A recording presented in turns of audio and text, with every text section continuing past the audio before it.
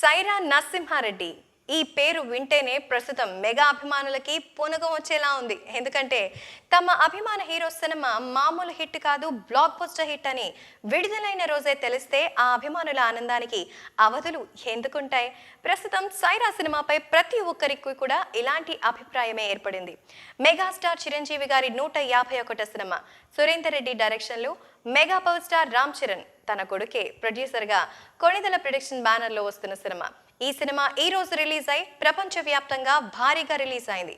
4,000 theatres పైగా release అయిన ఈ సినిమా బ్లాక్ బస్టర్ టాక్ ని సొంతం చేసుకుంది. మొదటి రోజే ఇంత పాజిటివ్ టాక్ రావడంతో ప్రముఖ రివ్యూలు, అలాగే లిరిసిస్టులు, అలాగే విశ్లేషకులు సైతం ఈ సినిమాపై తమ అభిప్రాయాన్ని తెలియజేశారు. ప్రముఖ అనలిస్ట్ అయినటువంటి సినిమా విశ్లేషకులు ఈ సినిమా కలెక్షన్ దిశగా ఎన్ని రకాలుగా వెళుతుందో తెలియజేశారు. ఖచ్చితంగా ఇది 500 కోట్ల వరకు క్రాస్ చేయగలదని చెప్పేశారు. అలాగే మొదటి రోజు కలెక్షన్స్ 200 దాకా దీనిని రాబట్టుకునే అవకాశం ఉందని, ప్రపంచవ్యాప్తంగా 200 కోట్ల షేర్ని ఈ సైరా నరసింహారెడ్డి సాధిస్తుందని చెప్పారు.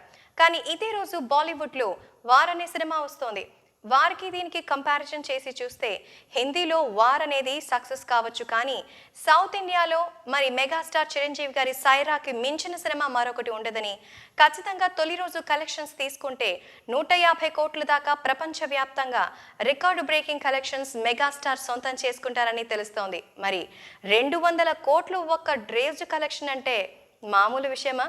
200 కోట్లు ఫస్ట్ డే కలెక్షన్స్ అంటేనే దీంట్లో సగం బడ్జెట్ ఏంటి, దాదాపు 75% బడ్జెట్ని రిటర్న్ తీసుకున్నట్టే. మరి మెగా పవర్ స్టార్ రామ్ చరణ్కి లాభాల దిశగా తీసుకెళ్తుందనడానికి ఇంతకు మించిన ఎగ్జాంపుల్ వేరే ఏం కావాలి చెప్పండి? కాబట్టి ఇందులో సైరా నరసింహారెడ్డిగా చిరంజీవి గారి నటనకి అమోఘమన్న మాట చాలా చిన్నదిగా చెప్పుకోవాలి. అణువణువున ప్రేక్షకుడు ఇష్టపడే ప్రతి తెలుగు సినీ ప్రేక్షకుడు చూడాల్సిన cinema. Record breaking collections first డేనే ఎలా ఉన్నాయి, ముందు ముందు వీకెండ్లో ఎలా ఉంటాయో చూడాల్సిందే. మేము చేసే వీడియోస్ మీ మొబైల్ కి నోటిఫికేషన్ గా రావాలంటే మా ఛానల్ ని సబ్స్క్రైబ్ చేసుకుని పక్కనే ఉన్న బెల్ ఐకాన్ ని యాక్టివేట్ చేసుకోండి.